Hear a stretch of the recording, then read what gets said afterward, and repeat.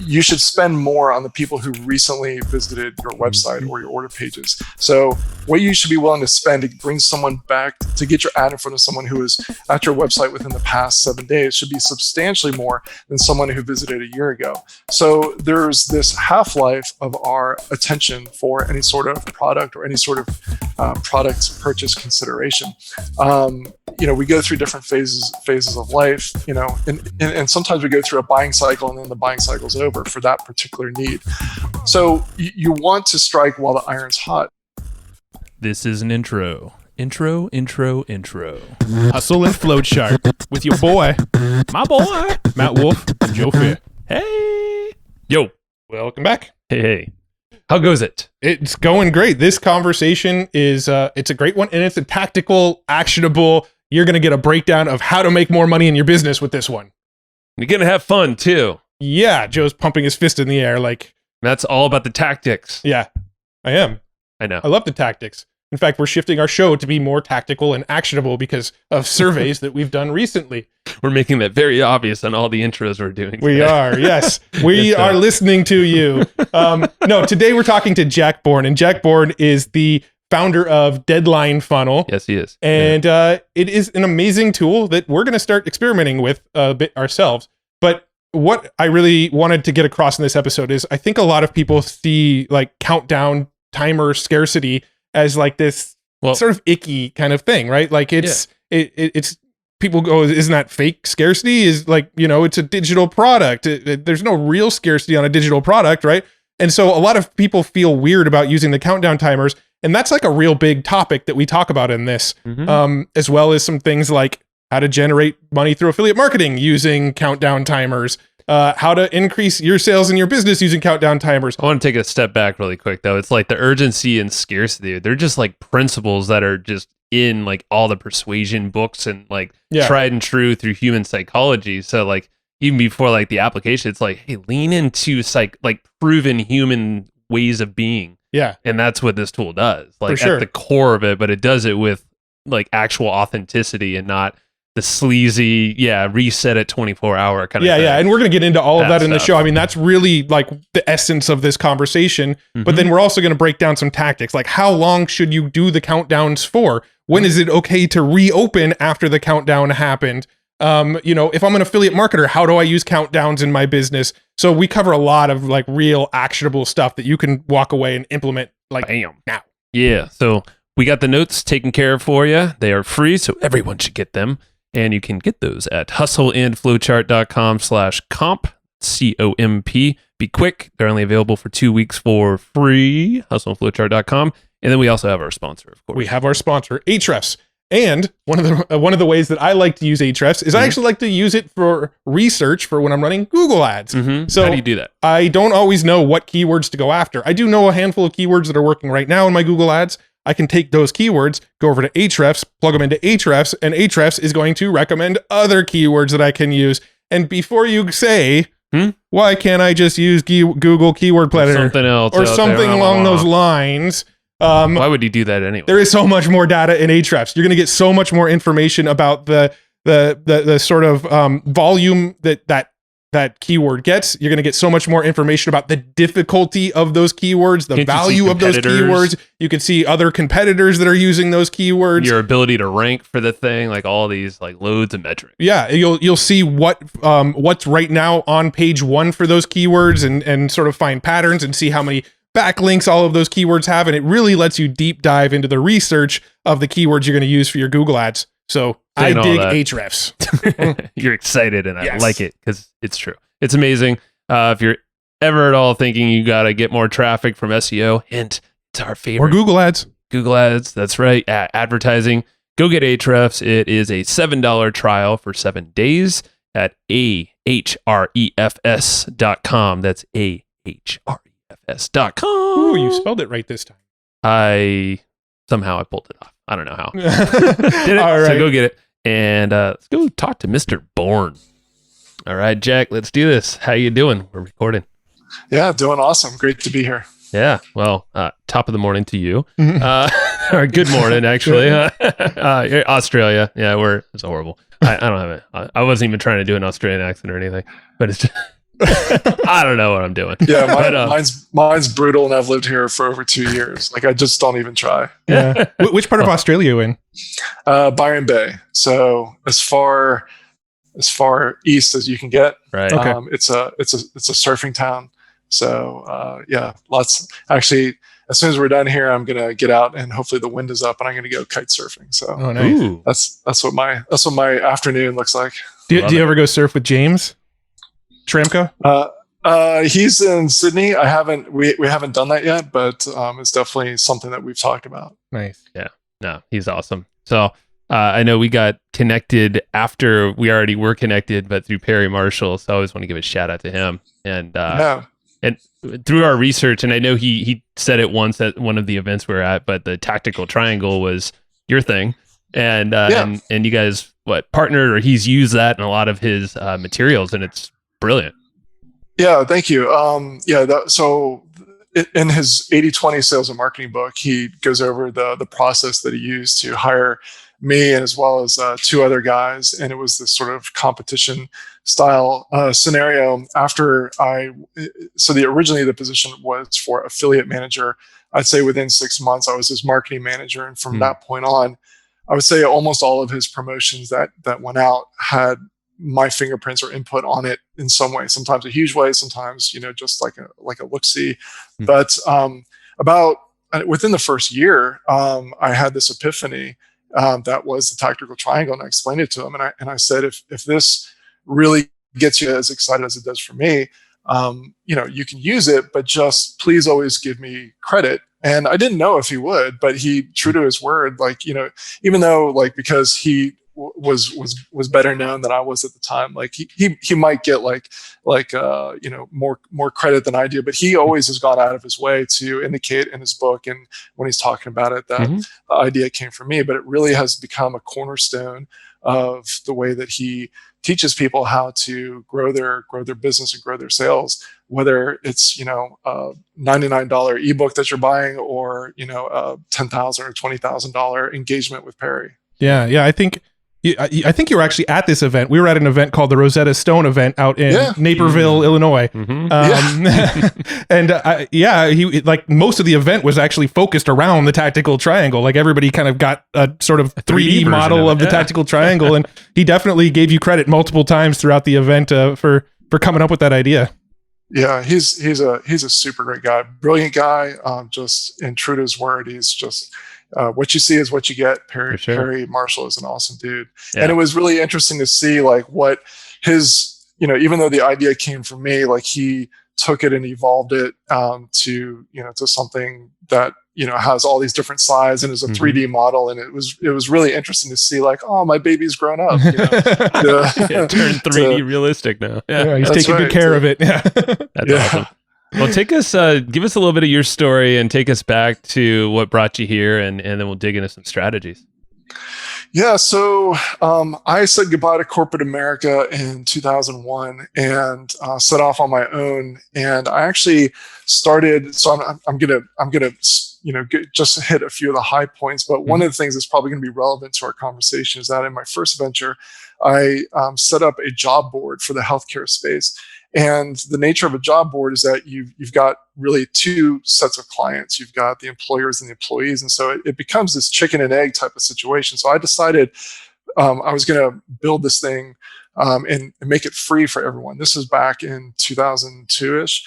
And so for about the better part of a year, I was doing this as a passion project on the side, staying up till the wee hours of the morning, working odd jobs. And eventually my wife came to me. We didn't have any kids at the time. She's like, babe, I love that this is your passion project, but it's time to see if this thing has wings. And so she was right. And so I went through what I just determined, okay, here's how I'm going to roll it out. I didn't know at the time that I was doing basically a Jeff Walker launch, because this was a few years before, we what launches were about. But I decided, okay, this is what the price is going to be. I'm going to send out a series of emails, and I'm going to have a deadline. And what happened was I was really freaking out the first few days. I forget, it was probably like a week of emails I was sending out, because I got maybe 2 people to sign up, and I thought, oh my God, I'm going to have to go back to corporate America. This is going to be horrible. I've been wasting my time. But I thought, okay, I'm going to see this thing through. I'm going to finish this out, and if no one buys, no one buys, but I'm not going to keep doing this for free. So the last day I sent out a few emails saying, look, today's the last day, and you're going to lose your access, and the price is going up. This is the charter membership. And that day, in the next 24 hours, $20,000 rolled in, and for which is a sizable amount of money for anyone. But at that time, that was huge for me. That was a ton of money, and it wasn't just the $20,000. A lot of this came with recurring revenue, month after month after month. I wasn't making 20 grand per month every single month, but it was more than enough for us. I didn't have to go back and get a job. This became my business for the next several years. And that, it's not like I realized the power of urgency and a deadline at that moment and decided to build deadline funnels starting from that day. But as I look back on, when did I first realize the power of deadlines and urgency to actually get people to make a decision, then that was one of my first real experiences where I saw for myself, if you can have an amazing offer, but you're not going to get nearly as many sales coming through as you would if you said, here's my amazing offer and here's the deadline. Urgency, scarcity built in, and all that. Yeah. Right. Yeah. And fast forward several years, I worked for Perry Marshall. I also built several software as a service tools. One of my first ones was AW Pro Tools, which gave Aweber some more CRM, Infusionsoft-esque type capabilities, and later sold that off. And when I sold it off, or shortly before I sold it off, I thought, I'd really love to build another software project that was not specifically just to one platform, that could work with all these platforms. And I realized also at the time that no one had really solved the issue. Like Perry's a huge proponent, had been for many, many years, over a decade, of the power of lead generation and developing that relationship as a way of growing sales, not just for the first sale, but on an ongoing basis. This is back in the days when you could get 5 and 10 cent clicks, and a lot of people at the time thought, why would I want to delay sending them to the sales page, right? Because I can just buy clicks off of Google for 5 cents, send them straight to the sales page, and call it a day. I'm making tons of money. And Perry showed that when you bring them into the right email sequence and you do it correctly, you can over that period of time you'll generate far more sales. So I was a big believer in this, the power of lead generation, even before it became almost like the default way that people do business. But one of the challenges at the time was that I, as a student of psychology and being in the persuasion business, I knew that one of the most powerful, effective triggers is deadlines and urgency and scarcity. So at the time, I just figured, well, someone must have figured out how to integrate an email system with a series of emails with a deadline. And so I went looking for it and couldn't find it. So basically at the time, the decision was, okay, if you're going to use some sort of urgency like deadlines or a countdown clock, you're either going to have to do it live and it'll be real. You'll stay up till 3 a.m. and take your pages down, or if you're going to do it in an automated evergreen system, you're going to have to be okay with basically lying to your subscribers, right? Because the technology at the time just wasn't set up to actually impose an actual deadline. So if you're going to try to automate it, you also had to be okay with basically lying to your subscribers. And so I wasn't okay with that. And so I thought, well, I think I can come up with a way where you can actually have the best of both worlds. You can automate it, and your automated systems enforce that deadline for each person as they're going through. That set me out on the journey to create Deadline Funnel. And it's one of those situations you've probably heard other people talk about, their projects where luckily, I didn't know how complex and complicated it was going to be to actually get to where we are now. Because if I had known, it might have been too daunting. But typical software kind of story. Yeah, exactly. Double time or triple time expenses, all that. Well, yeah, and just the complexity, because at this time, people had cell phones, but it wasn't like the use of mobile devices was nowhere near what it is today. Right. So these days, when you're sending out, say, 5 emails in a sequence, half of those, like every single subscriber that you have, is almost every single one of them is consuming those emails on multiple different devices. Today I might be reading your email on my desktop, then tomorrow I might be reading it on my iPhone while I'm in line at Starbucks. And so you need to be able, your technology needs to be able to account for that situation and be able to track people from device to device. And that wasn't even one of the challenges when I first started creating Deadline Funnel, but it's one that we definitely had to solve, and we have solved it. But it's really and we've had it solved for many years. But just that one technological challenge is a tremendous undertaking. Everything that happens behind the scenes to be able to make that work and to synchronize it with the email systems is super complex. And our job is to make it easy for you, the end user, to just show up and just enjoy the benefits of that work. Yeah, we've definitely used, like a lot of folks I think have experience with timers and, even hacking maybe an image in their emails and, like hoping that it syncs up with all the emails. There's like a lot of hacks in ways that I know we've experimented and others have. Or like you said, we see timers reset after a period of time and then kind of go back to where they were, and you're like, hold on, been doing that for about a few months now? Is that right? Like, what's up with that? Right. Yeah, I think nothing sort of ruins a marketer's credibility like showing up, seeing that there's only 2 hours left on the countdown, and then coming back tomorrow and seeing that there's only 2 hours left on the countdown. It's like, okay, I just learned that this marketer is willing to cheat me to get the sale. Right. Exactly. And, I'm glad you brought up that point for a few reasons. One is that, the days, it's very unlikely, let's say it's very unlikely that you're going to be able to have one front end product where that is your entire business. If you look at some of the most successful direct response companies in the world, they're even losing money on that first client transaction, and they know their numbers. And so, it's really, most of our business is really built on this idea that once you've bought from me, you're more likely to buy the next product and the next. You certainly don't want to ruin that relationship by trying to, go cheap with your technology stack and essentially lying to your subscribers.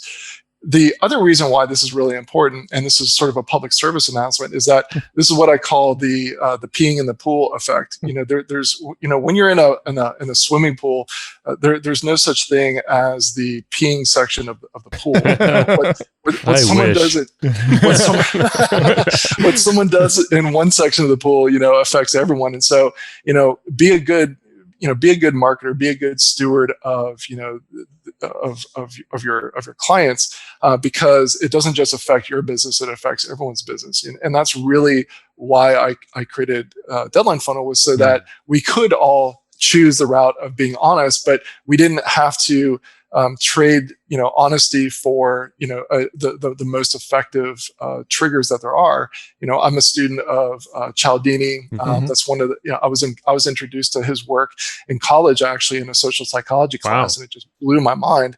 But he talks about how one of the most effective psychological triggers is urgency and scarcity. We want to use it in a way that's ethical and honest.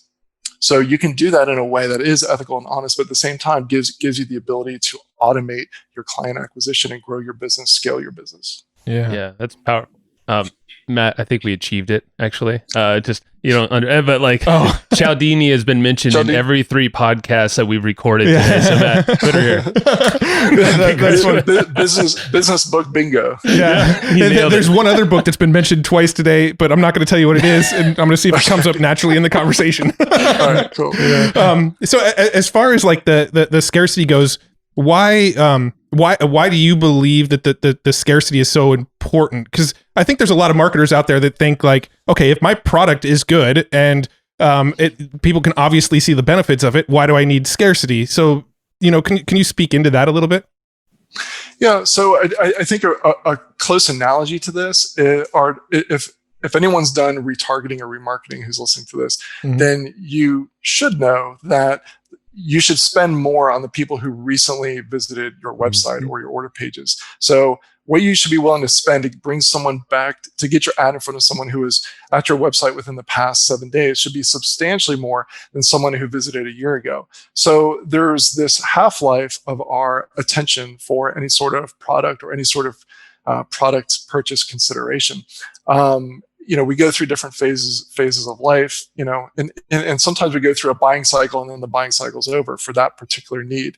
So you want to strike while the iron's hot. So one thing that I want to mention is that deadlines are not magical in the sense that if you don't have an offer that really fills a need or a want in the marketplace, slapping a deadline on it isn't going to automatically resurrect it from the dead. Right? It's got to be. There's a saying: you can't steer a parked car. Right. You have to have something actually that works. Your messaging still has to be dialed in. Your copying still has to work.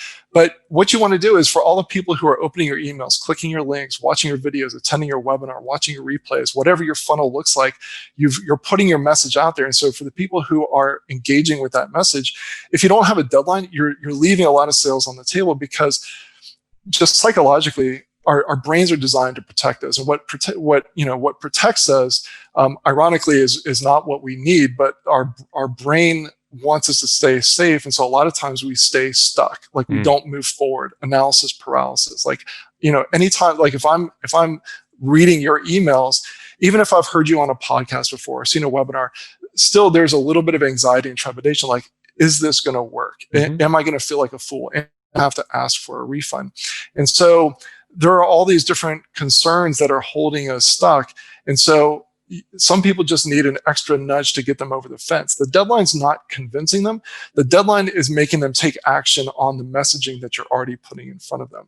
But if you don't have the deadline there, the other adage that I've heard in my days of face-to-face sales is the delay of the sale is the death of the sale. If you and I are if I'm on a sales call and I'm talking to you and you seem very interested in it, but at the last second you say, well, you know what, I'm going to think about this. I'll get back to you in a week. I know that my odds of closing that sale have gone down dramatically. Right. So yeah, with this, it basically puts it's a deadline in their mind. A lot of us like to procrastinate or maybe look at our options or kind of string it out a little longer. But you're attaching this persuasion technique into, I would imagine, most pieces of your marketing, any promotion. Yeah, and I want to say something for people who consider themselves heart-centered entrepreneurs. A lot of people are very, very, some people are reluctant to use deadlines because they've seen very aggressive, hard-charging, even arm-twisting types of sales message also was associated with a deadline, and they think, okay, I don't want to be like that. That's not what my messaging is. And to that person, I would say, I think you're doing yourself a huge disservice, and here's why. I build deadline funnel for you, first of all, so that you could be honest and use it with integrity. But here's the bigger point. The bigger point is that if you have a product and service that you truly believe in and you have seen for yourself that your coaching, your courses, whatever it is that you're selling, your product is changing people's lives for the better, then you are doing yourself and the world a disservice by not, by leaving some sales on the table, by leaving people at the brink of crossing over that threshold and becoming a client with you, but not quite getting there, leaving them on the fence. The other part of this is that, even though there was a slight dip in advertising costs and it came back down with COVID, the overall macro trend of advertising costs and competition on Facebook or Google or YouTube. So if you want, is going up. Costs are going up, competition is going up. So what that means is that while you have people's attention, you really need to use all the tools in your toolbox within the boundaries of ethics to be able to get them off the fence and becoming a client, so that you can get a positive return on your ad spend, so that you can reinvest it in things like building out your team, increasing your ad spend, reinvesting in your business so that you can reach a broader audience. So this all comes back to, do you want to play small with, if you're a heart-centered entrepreneur, do you want to play small and just kind of settle for average results? reaching an average number of people and just being okay with it? Or do you want to get your message out to the biggest audience that you can? If you want to reach the biggest audience that you can, then put your offer in front of the right people, but then give them a deadline, because it's going to help grow your business, because your business at the end of the day runs on money. Yeah. That actually kind of answers the next question I was going to ask, because there is a camp of people out there that are like, well, these are just digital products. Why are you putting a deadline on a digital product when the scarcity in some people's minds is still sort of false scarcity, because it's a digital product. You're not running out. There's no real time limit, right? It's just a time limit in a widget form on the website, but I think the response you just gave sort of clarifies that for people. Well, so you brought up a really, really important point. I am certainly not advocating, if you're selling, say, ebooks, and you say there's only 100 of these, right? We can't duplicate anymore. Right. Won't let me. That obviously is a lie.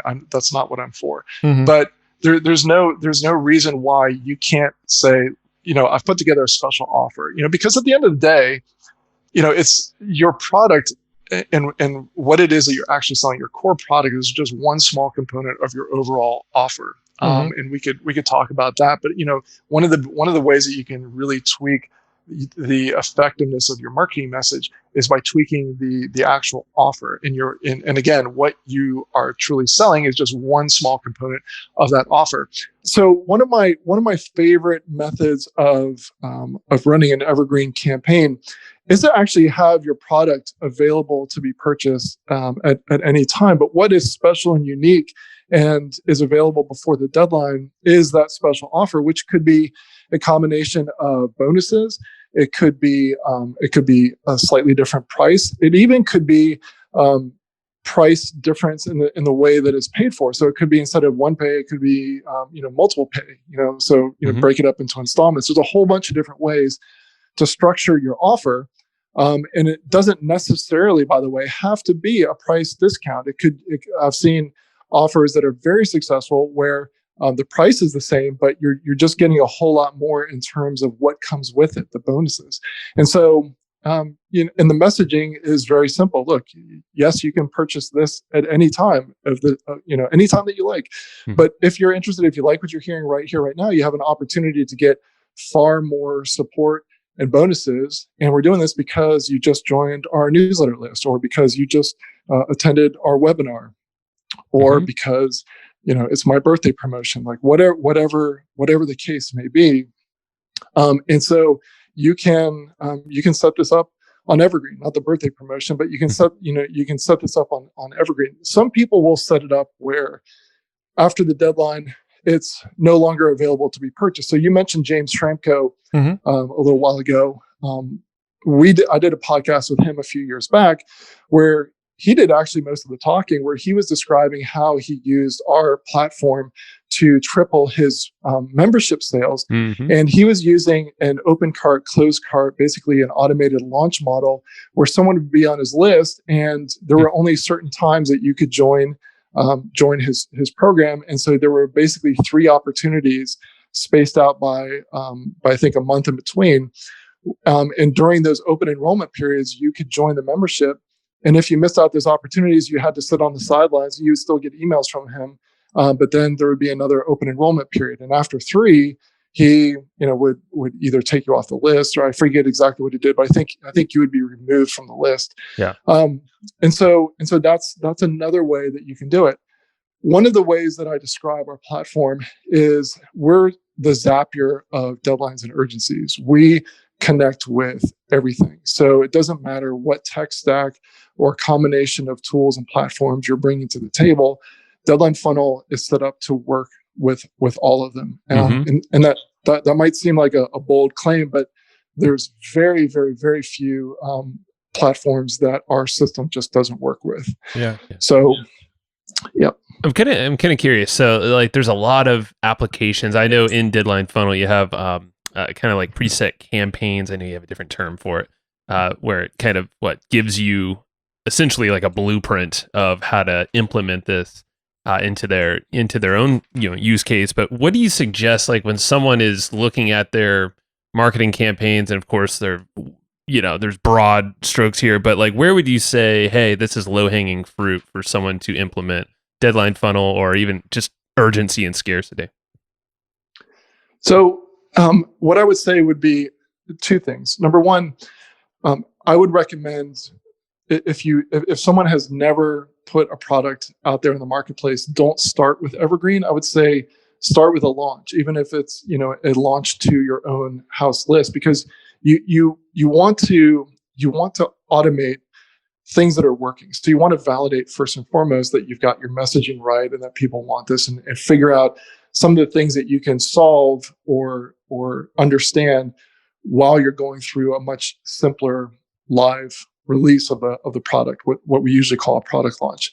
And then once you've done that, then you can make sure that those clients are happy, and then come back and automate it. And we have trainings and tutorials on how to take a launch that you did one time and how to automate it. One of my first case studies was with a guy named Nick, who was basically manually rerunning his launches, and he started doing it more and more frequently. I think he got up to 2 a month. And at that time, he found us, and what he was able to do was, even with that finely tuned launch that he had been improving for over a year, his conversions jumped, I think, 38%, which was just pure profit for him. And he thinks, and I agree, that the reason why was because people didn't have to wait in between launches. Like, they're interested, they're getting his emails. Like, why make them wait 2 weeks or 3 weeks or 4 weeks before going into the next enrollment cycle? So for him, taking what worked in a live launch situation and automating it was a game changer. The second thing that I would say would be, if you already have a somewhat evergreen automated intake system. So it might be an opt-in form to what we typically call a lead magnet, and then a series of emails where then someone can buy something, but you don't have a deadline, or you're not doing it the right way. I would say that would be another great place to start. So you're already getting results. You already have the infrastructure set up.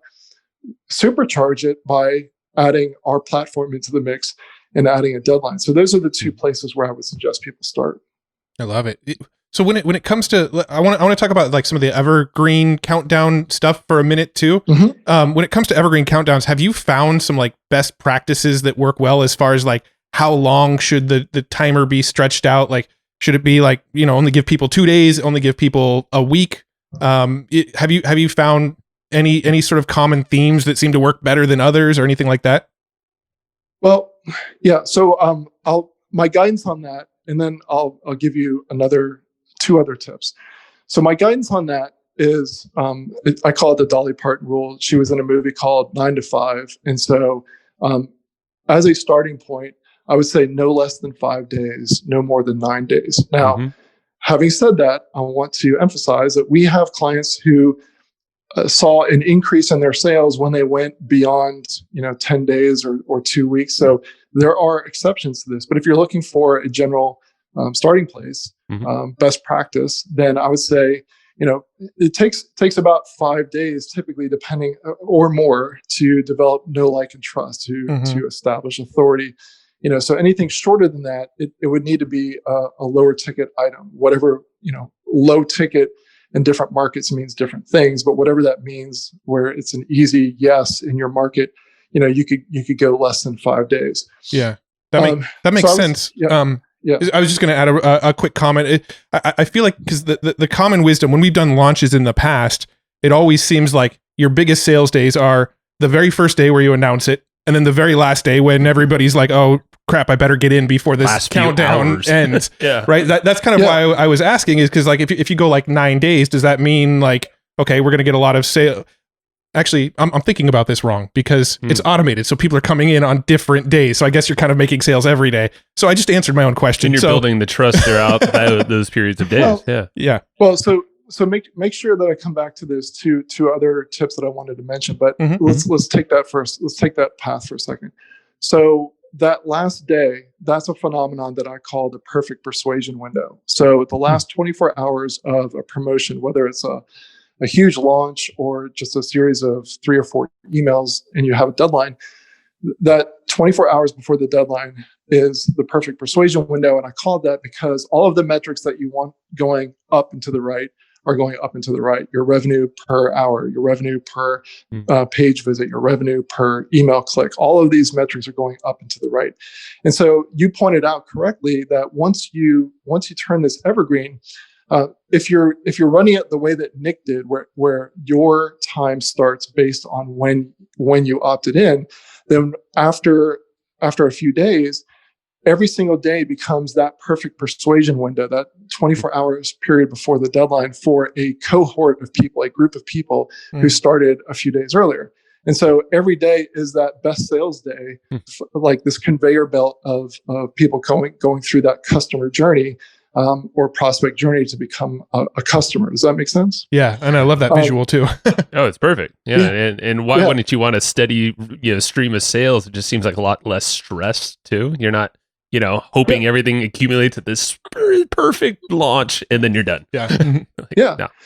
The other thing, just one more fine point on that is that some people want to structure their promotions so that it always ends on, let's say, a Sunday. It could be any day of the week, but we have features and mechanisms inside of our platform to make that happen as well. And so rather than having that perfect persuasion window every day, now it would be every week. And I'm not going to say one is better than the other. Just most of our clients come to us with a very concrete idea of how they want their campaign to work. And if they don't, we're also happy to give them some pointers based on what they tell us.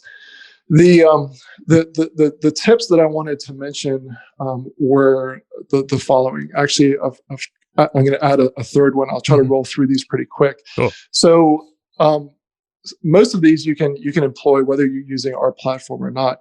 But one of them is to, especially if your promotion is on the longer side, let's say like 9 days or 8 days or even longer, what I would recommend is to try adding in a fast action bonus. So if you've got a webinar, that could be a fast action bonus for attendees. Essentially, that's a deadline before the deadline for the main offer.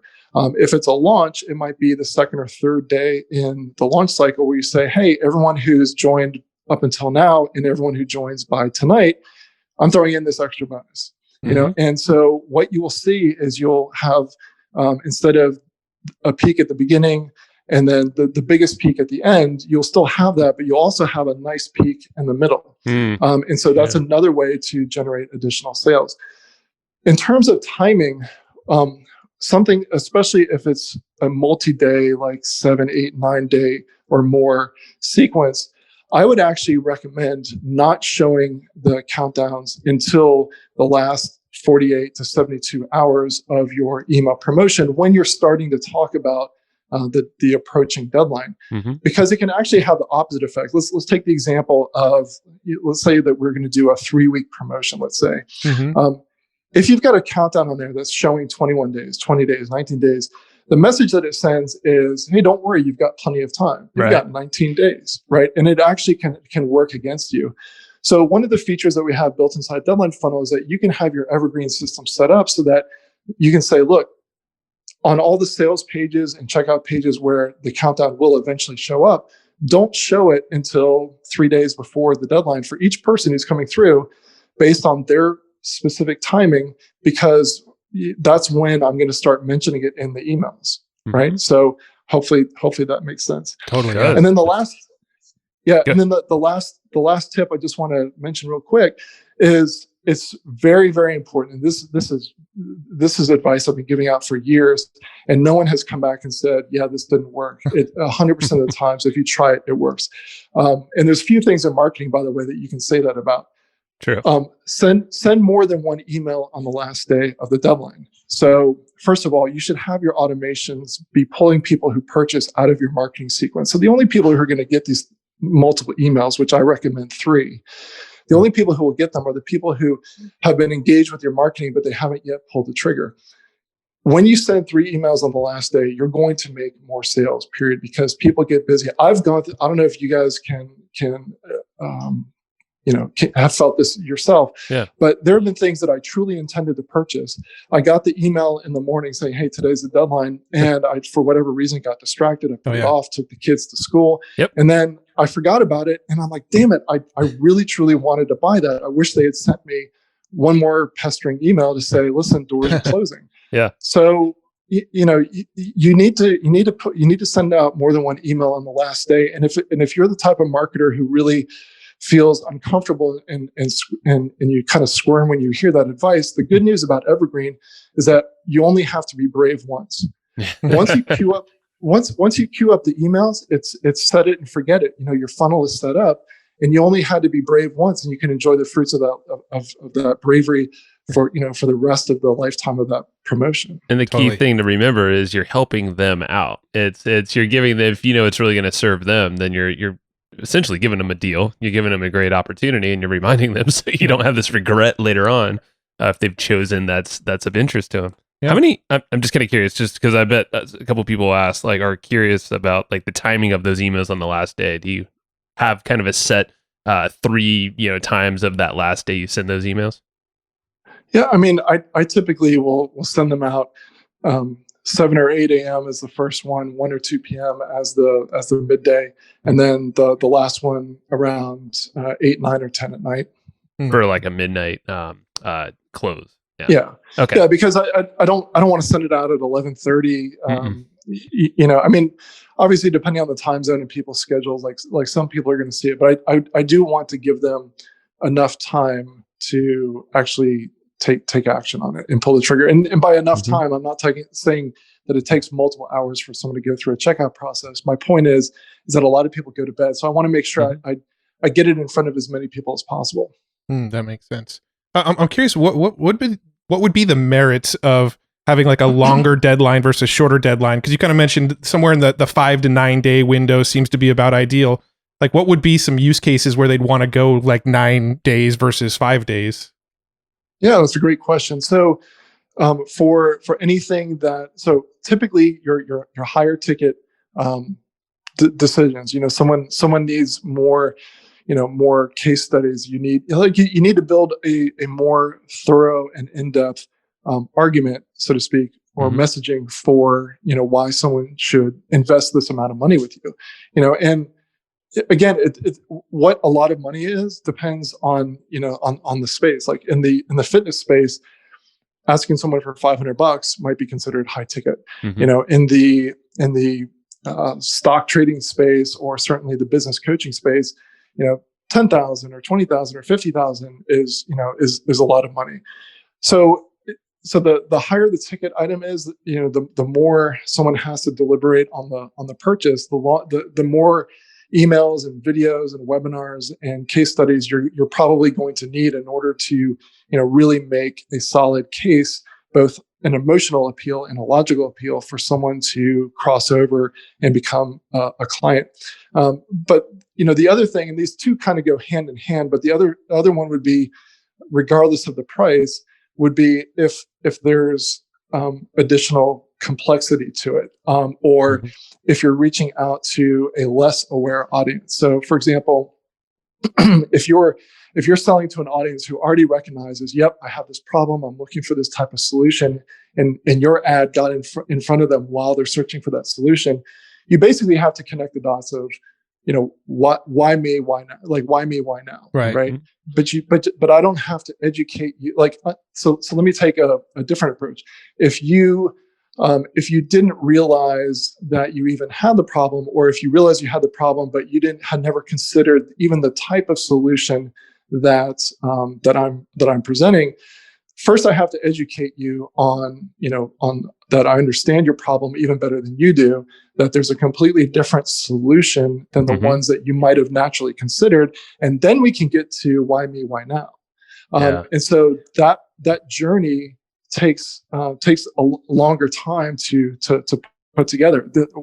The benefit of doing that, by the way, and this is kind of getting into some advanced stuff, but very powerful strategy, would be that it's a little bit easier to go after people who already know that they have the problem and really they're just looking for the solution. Right. However, there's fewer of those people. So as you begin to scale your business, You want to reach out to people that you can serve, but they haven't yet recognized, oh, I've got this problem and here's the solution. And so your ads are reaching out to, you might call it a colder audience or even a less aware audience. Yeah. And it goes back to like foundations of marketing, you're essentially just, you're knowing the level of awareness and the type of offer, depending on the audience, how sophisticated they are. You're kind of walking them through this journey, and you're giving them, the points are crushing any objections along that email journey or marketing journey, whatever that is.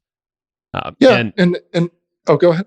Yeah. I just wanted to actually like ask and say back to your first tip, which is the fast action bonuses. I thought that was super smart because you could probably pair with an education process and say, hey, here's actually a bonus, and here's the fast action move for that bonus, but it could be actually moving them kind of closer, a little faster that way, so you can get those spikes throughout that 9-day, let's say, sequence too.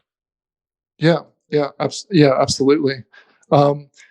Another thing that can be done with evergreen funnels and automations, and again, this is not your first step in the journey. This is not the first thing that you do when you sign up for Deadline Funnel, but down the road, what you can do is that you can set up email automations where people are going through and they're consuming your content. You're developing authority, know, like, and trust, and then what you can do is you can use an event inside of those emails. So imagine a sequence where there is no deadline at the end of that sequence. It's just to develop know, like, and trust, authority, etc. But what you're looking for is a signal that someone is engaging that content. So in that, you might invite them to watch a previous webinar replay, which could be pure content. When they click on that webinar replay, it pulls them out of that automation and then puts them into the automation that then is more focused and ends in a deadline. And so now you're using that behavior-based marketing, those behavior triggers, to move someone from sort of a warm or cold type of email, sort of an incubation process type of email series, into a sales cycle. And if they don't buy, you can then send them back into an email sequence, which is again designed to develop further know, like, and trust and authority. Yeah, that's super smart. Yeah, I'm curious. Is when it comes to like actually making it available again? So like the deadline went down, it's no longer available. Is there any sort of like best practice or consensus on like when's a good time to open it up again, and start another sort of round without feeling unethical about reopening it? Yeah, so another great question, and I'll give two answers to this. One is that there are going to be people, just like in the example that I gave you, where I genuinely have missed the deadline and wish that I had been told more often, hey, this is closing, because I would have purchased. So there are going to be people with cash in hand who are convinced and ready to purchase, but they missed the deadline for whatever reason, even if you send out those 3 emails. So what you can do is, some people want to do an immediate reopen, like 24 to 48 hours later. So if you're inclined to do this, my advice to you would be to change the offer. Remember, what you're selling is just one component of your overall offer. So one very clear way that you could change this would be like, and some people, especially if you're selling a high ticket offer, want what you have very desperately, but for whatever reason, they can't bring themselves. Maybe they literally don't have enough room on their credit card. So what you could do is you could offer a payment plan, whether it adds up to the same amount of money as you were offering before, or it's a little bit higher. You could offer a payment plan, or you could offer a $1 trial. There's a whole bunch of different ways that you could reopen that offer and change it. You could remove one of the bonuses. But if you fundamentally change the offer, but it's still a very powerful offer, in my mind, there's nothing wrong with saying, listen, we've gotten requests for a payment plan. We're going to remove one of the bonuses just to be faithful to the people who took action before the deadline. And we're only going to make this available for 24 hours. So if you're one of the people that really, really wanted in on this, this is your opportunity starting tomorrow. So pay attention to your email inbox.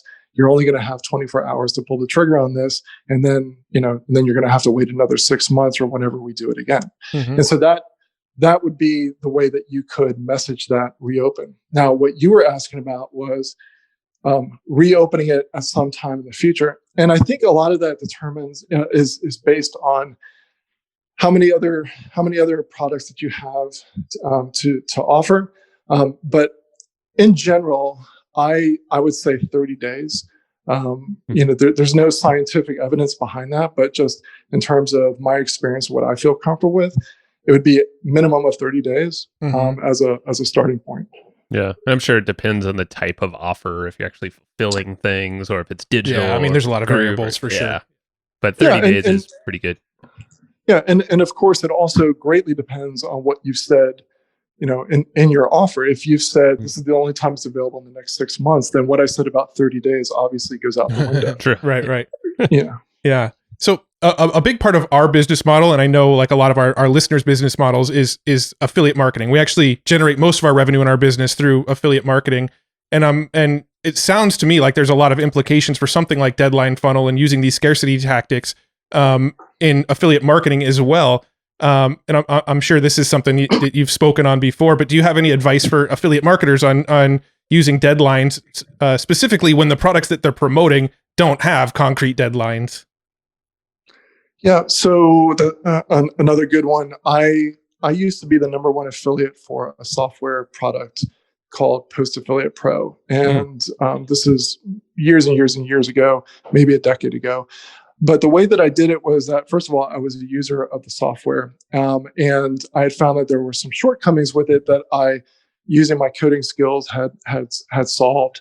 And so I created some training videos around it, and also some free templates, which were the same templates that I had used to bridge this gap and this shortcoming. So I created a sort of an epic blog post, you would call it today, on what I liked and what I didn't like, and then said, look, you can purchase it here. Here's a direct link to the company, or you can purchase it through my affiliate link, and it will cost the same amount of money to you. But I will give you these additional bonuses, and here's what they are. And so that's how I became the number one affiliate for that company. And at the time I was driving AdWords traffic to that blog post, by the way. Okay. Not sure if that still works today, but the concept of adding in your own bonuses for someone else's product is something that is the overall tactic that you can use.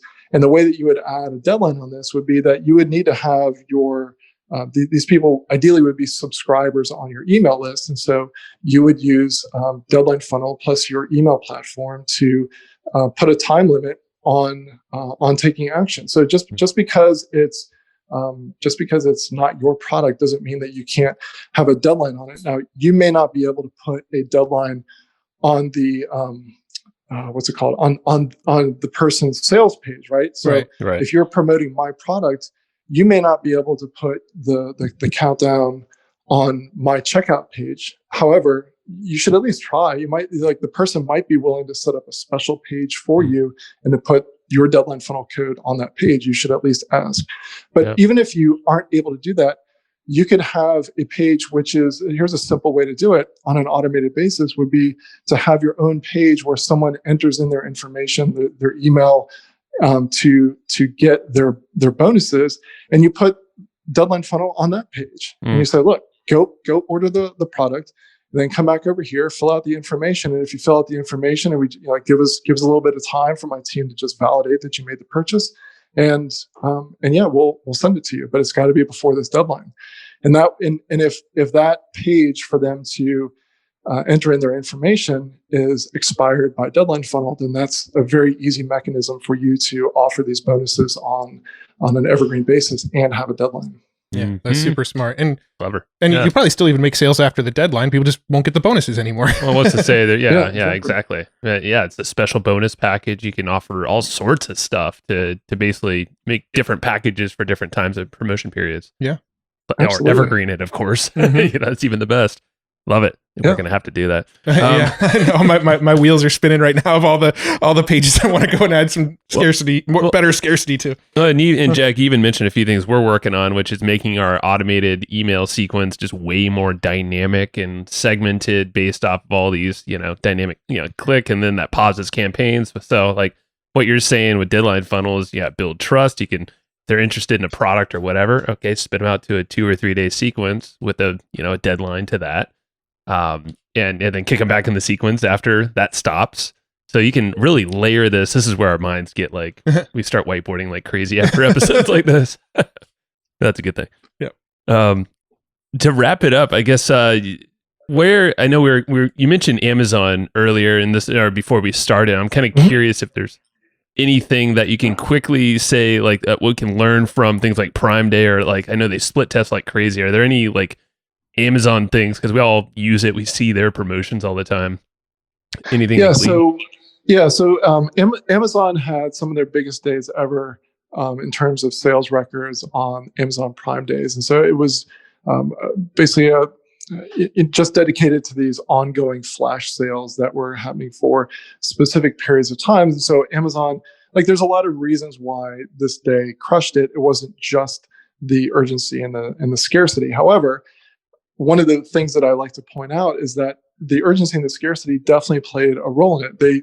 They would show you how much time was left to get in on this product during this flash sale, as well as how many units were left. And so it was really, there would be, X number of units available in this flash sale or this time, like whichever came first. If we run out of units before, or if, let's just use a real number. Like if all 200, like if 200 people take us up on this offer before the time runs out, then we're gonna pull it down, before the time runs out. And by the way, this kind of goes back to the question that you were asking earlier on of, did Amazon actually run out of product? No, and they weren't saying that. They were saying, look, this is a special promotion, and you're getting it for a special price, and we're limiting it because we decided to X amount of time or X number of people, right? They weren't saying these are the last units on Earth of this particular video game. So one of the things to really pay attention to is that Amazon is like Google in the sense that just the mountain of traffic that they get on a second by second basis gives them the ability to split test like crazy. This is the company that has measured the effect of decreasing page load time from half a second down to 1/10 of a second, and even lower. They're measuring everything. So the reason why I bring this up is that you should pay attention to what Amazon is doing and at least give it a try. It's not to say that everything Amazon does is going to work for you, but if they continue, and then by the way, they're using urgency and scarcity more and more often, not just during their Amazon Prime days.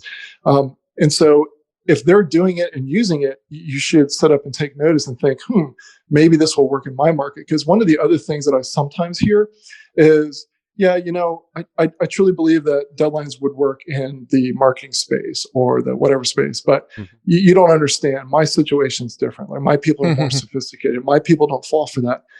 First of all, the whole idea of, won't fall for that. I hope by now it's clear to anyone listening that this isn't about getting someone to fall for something. This is legitimate, honest, like having a deadline that is imposed on someone to take action on a really, really great deal. We're not tricking anyone. No one is falling for something. Number two, if you're selling to human beings, they are impacted by urgency and scarcity. So don't think that your audience won't fall for it. It really comes down to the messaging that you use. If you don't want to sound like Russell Brunson, then don't sound like Russell Brunson. You can still use countdowns, but do it.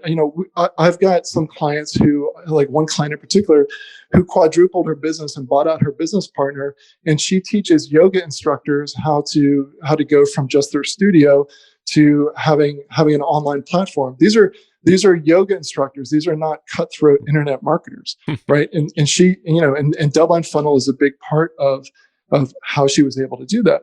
She doesn't sound like Russell Brunson. You don't have to, like, and by the way, I'm not knocking Russell Brunson, but he has a certain tone. So, you don't have to sound like fill in the name marketing guru. You don't have to sound like me. You can sound like your own authentic, like whatever message you're putting out there. Give people an amazing offer, but put a deadline on it. Love it. Well, perfect way to wrap it up. Yeah. So speaking of deadline funnels, where can people go learn more about it? Is there anything that we missed about the platform that maybe you want to kind of talk about real quick, and then tell people how they can go learn more and grab it for their own business? Well, we didn't talk about this ahead of time, but do you guys want to, what we could do is we could set up a special page for your audience where we could give them a slightly longer, a longer trial. Let's do that. And maybe we'll throw in something. Maybe we can scheme something up afterwards. But yeah, we can, create a link on the fly. So how about if we use your main URL and throw the word deadline at the end of it and make that the call to action. Yeah. Cool. So hustleandflowchart.com/deadline would be it then. That's it. Okay. Cool. And there'll be a special page there, and we'll figure out, it'll be worth it for you. Yeah. Because if you made it this far, you definitely want to at least try it in your business. It's a no-brainer, and I'm sure you can. Definitely. Well, are there any other features or benefits of Deadline Funnel that we haven't touched on that anybody listening who's kind of on the fence about it, is there anything else that maybe we should still touch on around it? Yeah, one last thing, and this is probably the most important one, but you have to experience it to really believe it. My team is there to help you out. So we buy software as well. One of the things that's most frustrating to me is when someone has the live chat intercom thing on their site, and you spend the time to type in the message, and it says they typically respond in 2 days. Right? We're there to actually help you guys out, and I'm not going to promise that at midnight we're going to be there within 5 minutes, but typically during business hours and even over the weekends, we are very, very quick to reply. And the other thing is that my team will do a free onboarding call with you, because we really want to make sure that if you have any questions, that we're there to answer it for you. Because fundamentally, like what I keep telling my team, and they're probably tired of hearing it, but I love saying it, is that no one woke up today and said, boy, I hope someone has another software platform that I can sign up for and put in my credit card and pay monthly or annually. What they do want is they want the freedom and flexibility that comes with having a business that scales and having the ability to do it in a way that, they don't have to be ashamed of. They can do it with integrity, but at the same time, maximize the amount of revenue that they're getting from their ads and from all of their marketing campaigns so they can grow the business of their dreams. That's what we're here to do. Deadline Funnel just happens to be the delivery mechanism that we use to do that. So my team keeps that in mind. The other thing that really drives us crazy, you guys have probably had this experience where if you're talking with XYZ software company and you say, hey, we're trying to make this work with fill in the blank ABC software company. As soon as you mention the other software company, like, yep, not our problem. Go check their docs. We're not gonna help you out. Our job literally is to help you figure out how to connect the various pieces and to get to the final end. It's not to teach you how to use our software, although of course we will do that. It's to help you, have an evergreen funnel. So if you are thinking, this sounds complicated, I'm not a techie, it's okay. You're not the only person who has joined us and wasn't a techie. You don't have to be a techie to do this. Yeah. And like we were mentioned earlier, I think you have these recipes and ways to really kind of help them out and give them a campaign and all that's just right inside there. So it's, and then obviously taking all the things we spoke about here, I think would be a brilliant. So go check it out. Go get it. hustleandflowchart.com/deadline. And Jack, I think this is amazing, man. Thank you for your time. Yeah, thank you so much for the opportunity to talk to you and your audience. That was a good one. Another good one. Oh, another good one.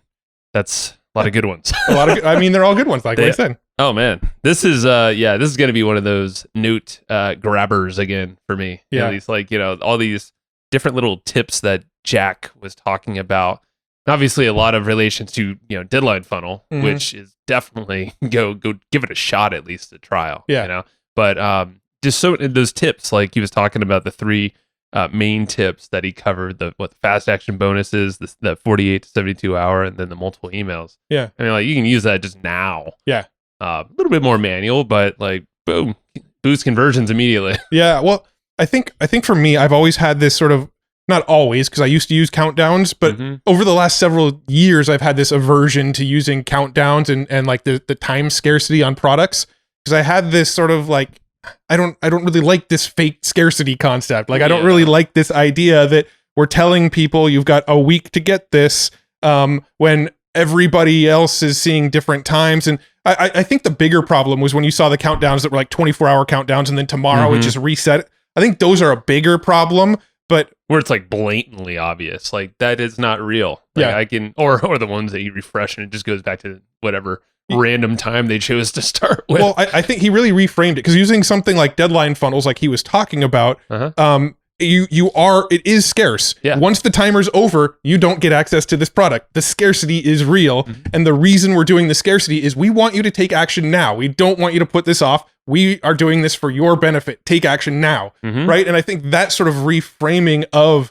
the sort of countdown scarcity really helped me out. It's true. And you are true to your scarcity. It could be automated and that's fine, but you still lock down whatever that offer is that you were offering. And it could just be a bonus package, or it could be a call with you, or, I mean, there's and we didn't really get, he listed some, but I was a fan of the fact that you can automate, a drip, or not a drip, but a deadline campaign, a countdown campaign to some event.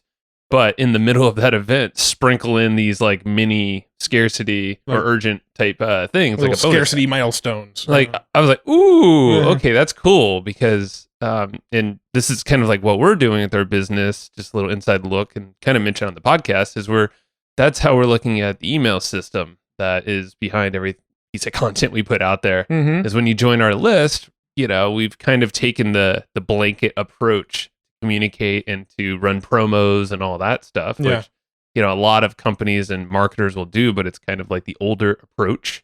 It's, I mean, hate to say it, but kind of, I guess, lazier, because it's not as thought through strategically.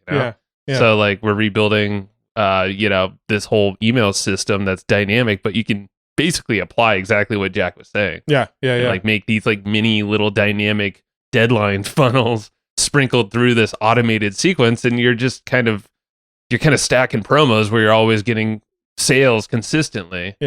I mean, it's just amazing. Shout out to Joe Kearns, by the way, who's helping us with a lot of these automations, and also George Bryant, who's helped us with a lot of these automations. Seriously, those dudes are ninjas.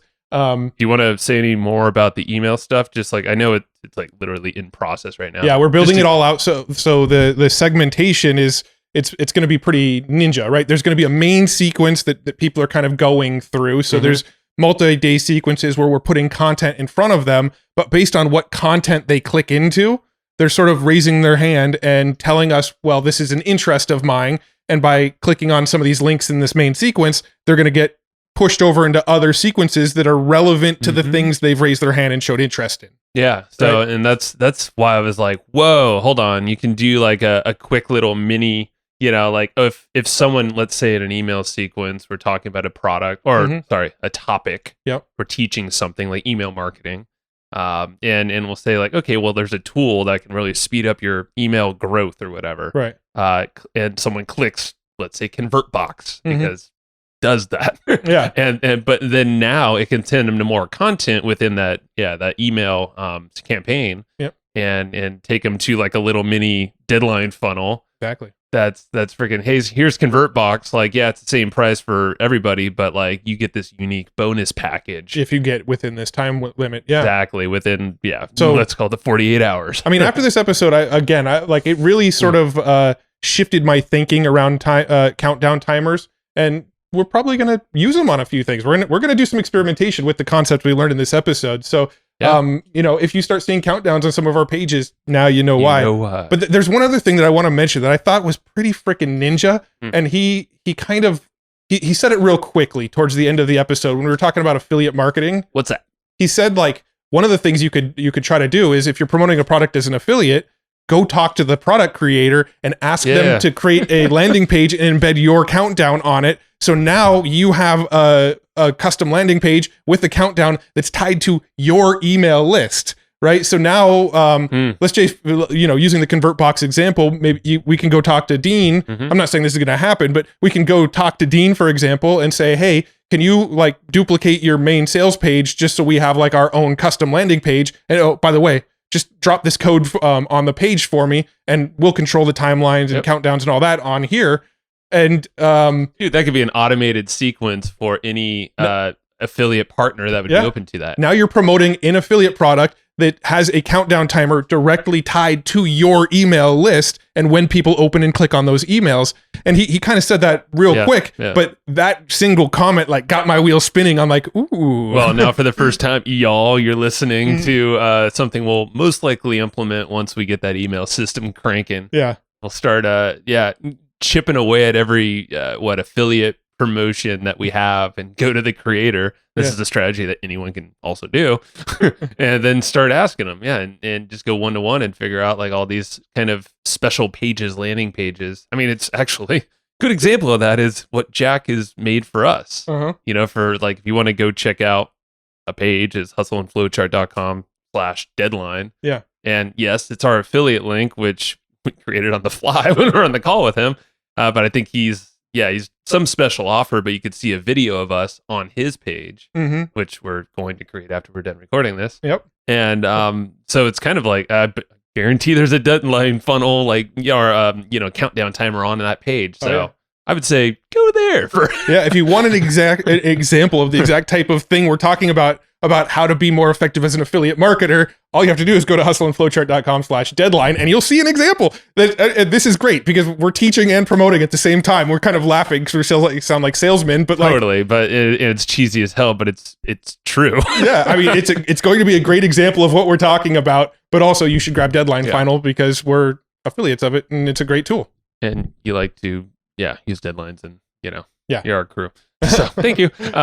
But no, in all seriousness, I think it's absolutely brilliant. And, I keep going to this email thing because of Joe Kearns and people and guys like, definitely George Bryant. I mean, he had us at his house for half a day. Oh, just mapping out email sequences for us on his whiteboard. And then now Joe Kearns basically took that sequence and freaking like made it, micro and like, here's exact like step by step.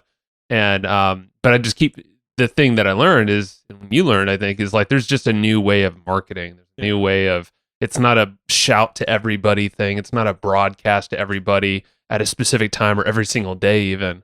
It's like, no, let's create some journeys. Let's create some paths for people. And then you got Jack over here saying like, yo, don't pee in your own pool. Don't pee in our pool. Yeah. Because you're screwing yourself. You're also screwing, these other people in the business community that you probably respect and like. Yep.